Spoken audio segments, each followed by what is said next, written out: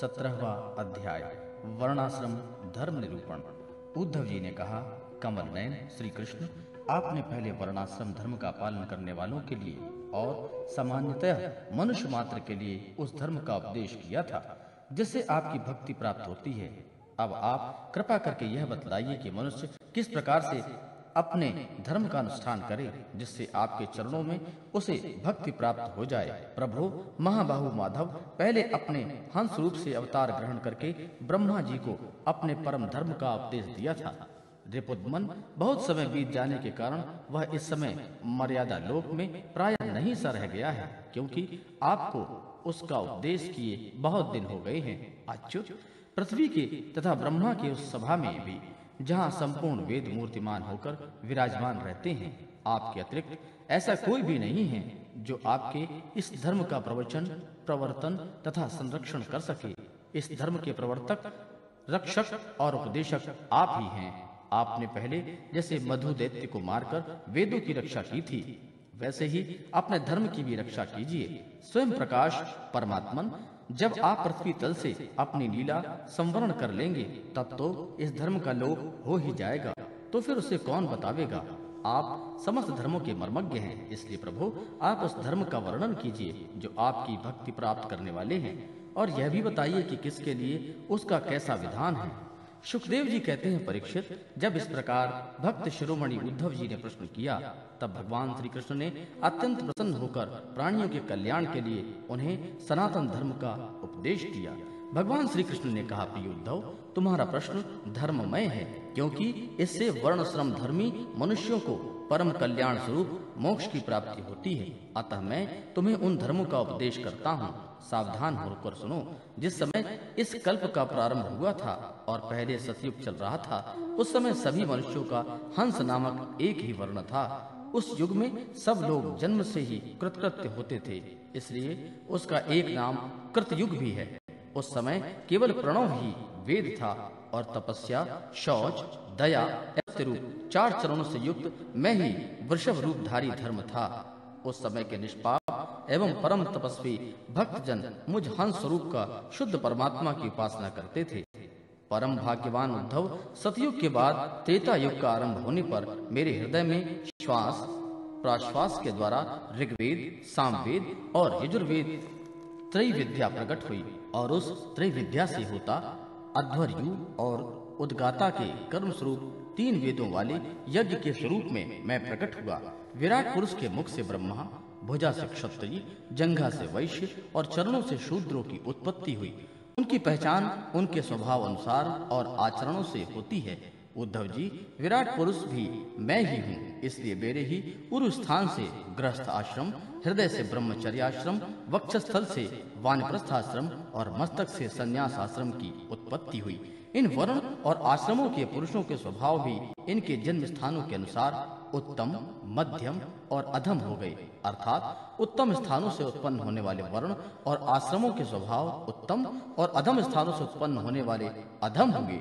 शम, दम, तपस्या, पवित्रता, संतोष, क्षमाशीलता, सीधापन, मेरी भक्ति, हृदय और सत्य ये ब्राह्मण वर्ण के स्वभाव हैं। तेज, बल, धैर्य, वीरता, सहनशीलता, उदारता, उद्योगशीलता, स्थिरता, ब्राह्मण भक्ति और ऐश्वर्य ये क्षत्रिय वर्ण के स्वभाव हैं। आस्तिकता, दानशीलता, दंभहीनता, ब्राह्मणों की सेवा करना और धन संचय से संतुष्ट न होना ये वैश्य वर्ण के स्वभाव हैं। ब्राह्मण, गौ और देवताओं के निष्कपट भाव से सेवा करना और उसी से जो कुछ मिल जाए उसमें संतुष्ट रहना ये शूद्र वर्ण के स्वभाव हैं। अपवित्रता, झूठ बोलना, चोरी करना, ईश्वर और परलोक की परवाह न करना, झूठ मूठ झगड़ना और काम, क्रोध एवं तृष्णा के वश में रहना ये अंतर्जों के स्वभाव हैं। उद्धव जी, चारों वर्णों और चारों आश्रमों के लिए साधारण धर्म यह है कि मन, वाणी और शरीर से किसी की हिंसा न करे, सत्य पर दृढ़ रहे, चोरी न करे, काम, क्रोध तथा लोभ से बचे और जिन कर्मों के करने से समस्त प्राणियों की प्रसन्नता और उनका भला हो वही कार्य करे। ब्राह्मण, क्षत्रिय, वैश्य गर्भाधान आदि संस्कारों से क्रम से यज्ञोपवीत संस्कार स्वरूप द्वितीय जन्म प्राप्त करके गुरुकुल में रहें और अपनी इंद्रियों को वश में रखें। आचार्यों के बुलाने पर वेद का अध्ययन करें और उसके अर्थ का भी विचार करें। मेखला, मृगचर्म, वर्ण के अनुसार दंड, रुद्राक्ष की माला, यज्ञोपवीत और कमंडल धारण करें। सिर पर जटा रखें। शौकीनी के लिए दांत और वस्त्र न धोवें। रंगीन आसन पर न बैठें और कुश धारण करें। स्नान, भोजन, हवन, जप और मलमूत्र त्याग के समय मौन रहें और कक्ष तथा गुप्तेंद्री के बल और नाखूनों को कभी न काटें। पूर्ण ब्रह्मचर्य का पालन करें। स्वयं तो कभी वीर्यपात करें ही नहीं। यदि स्वप्न आदि में वीर्य स्खलित हो जाए तो जल में स्नान करके प्राणायाम करें एवं गायत्री का जाप करें। ब्रह्मचारी को पवित्रता के साथ एकाग्रचित होकर अग्नि, सूर्य, आचार्य, गौ, ब्राह्मण, गुरु, वृद्धजन और देवताओं की उपासना करनी चाहिए तथा सायंकाल और प्रातःकाल मौन होकर संध्योपासन एवं गायत्री का जाप करना चाहिए। आचार्यों को मेरा ही स्वरूप समझो, कभी उनका तिरस्कार न करो। उन्हें साधारण मनुष्य समझकर दोष दृष्टि न करें, क्योंकि गुरु सर्वदेवमय होता है। सायंकाल और प्रातःकाल दोनों ही समय जो कुछ भिक्षा में मिले वह लाकर गुरुदेव के आगे रख दे। केवल भोजन ही नहीं, जो कुछ भी हो वह सब कुछ। तदनंतर उसके आज्ञानुसार बड़े संयम से भिक्षा आदि का यथोचित उपयोग करें। आचार्य यदि जाते हों तो उनके पीछे पीछे चलें। उनके सो जाने के बाद बड़ी सावधानी से उनसे थोड़ी दूर पर सोवें। थके हों तो पास बैठकर चरण दबावें और बैठे हों तो उनके आदेश की प्रतीक्षा में हाथ जोड़कर पास ही खड़े रहें। इस प्रकार अत्यंत छोटे व्यक्ति की भांति सेवा शुश्रूषा के द्वारा सदा सर्वदा आचार्य की आज्ञा से तत्पर हो जावे।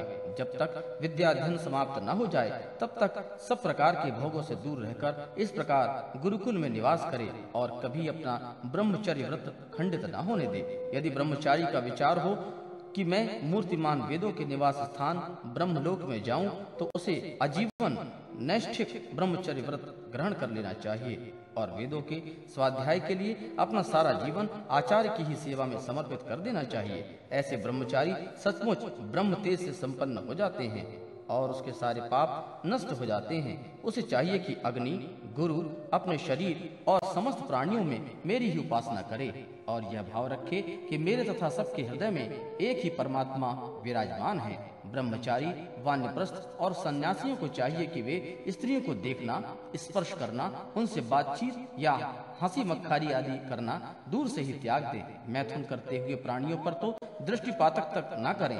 प्रिय उद्धव, शौच, आचमान, स्नान, संध्योपासना, सरलता, तीर्थ, सेवन, जप, समस्त प्राणियों से मुझे ही देखना, मन, वाणी और शरीर का संयम, यह ब्रह्मचारी, गृहस्थ, वानप्रस्थ और सन्यासी सभी के लिए एक सा नियम है।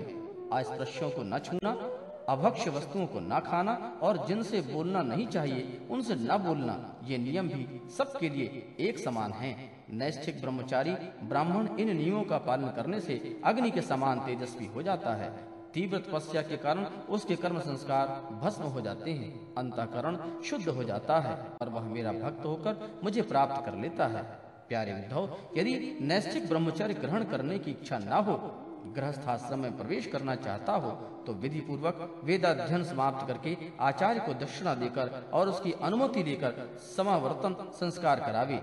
स्नातक बनकर ब्रह्मचर्य आश्रम छोड़ दे। ब्रह्मचारी को चाहिए कि ब्रह्मचर्य आश्रम के बाद गृहस्थ अथवा वानप्रस्थ आश्रम में प्रवेश करे।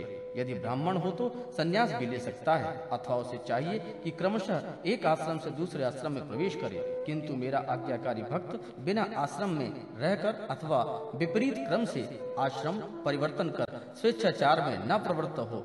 प्रिय उद्धव, यदि ब्रह्मचर्य आश्रम के बाद गृहस्थ आश्रम स्वीकार करना हो तो ब्रह्मचारी को चाहिए कि अपने अनुरूप एवं शास्त्रोक्त लक्षणों से संपन्न कुलीन कन्या से विवाह करे। वह अवस्था में आपसे छोटी और अपने ही वर्ण की होनी चाहिए। यदि कामवश अन्य वर्ण की कन्या से और विवाह करना हो तो क्रमशः अपने से निम्न वर्ण की कन्या से विवाह कर सकता है।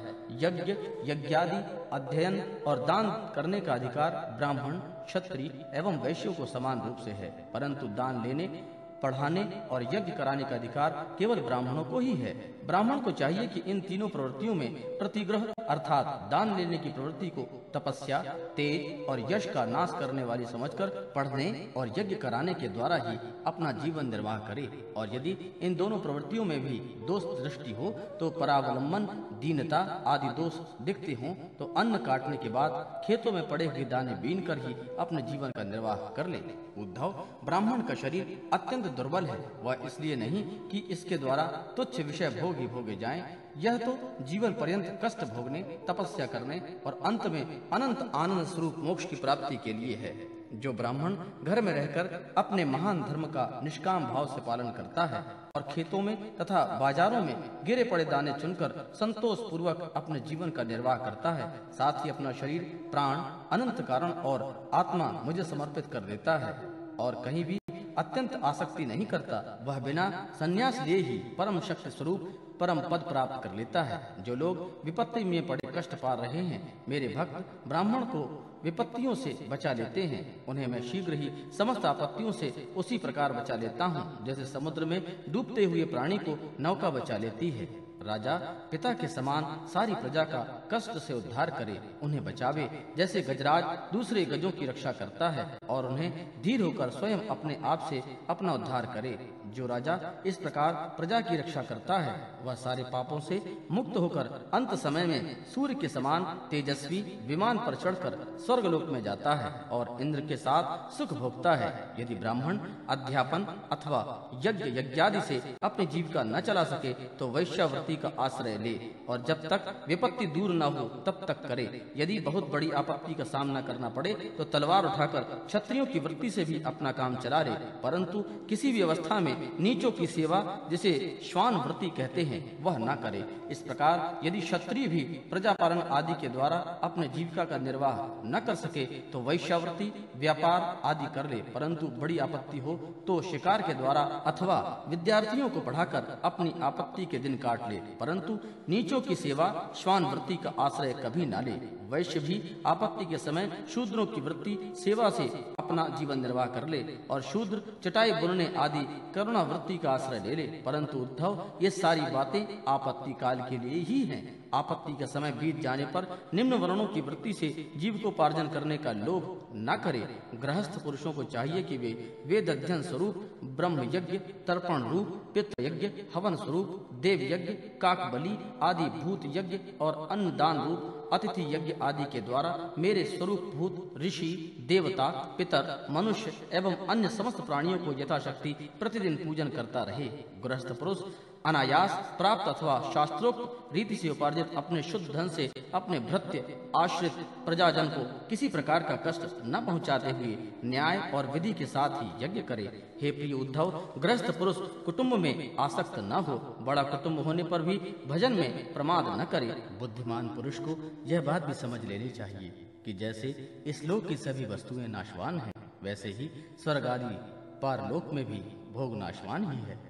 यह जो स्त्री पुरुष, भाई बंधु, गुरुजनों का मिलना जुलना है, वह वैसा ही है जैसे किसी प्याऊ पर कुछ बटोही इकट्ठे हो गए हों। सबको अलग अलग रास्ते जाना है। जैसे स्वप्न नींद टूटने तक ही रहता है, वैसे ही इन मिलने जुलने वालों का संबंध भी बस शरीर के रहने तक ही रहता है। फिर तो कौन किसको पूछता है। गृहस्थ को चाहिए कि वह इस प्रकार विचार करके घर गृहस्थी में फंसे नहीं, उसमें इस प्रकार का अनासक्त भाव से रहे मानो कोई अतिथि निवास कर रहा हो। जो शरीर आदि में अहंकार और घर आदि में ममता नहीं करता, उसे घर गृहस्थी के फंदे बांध नहीं सकते।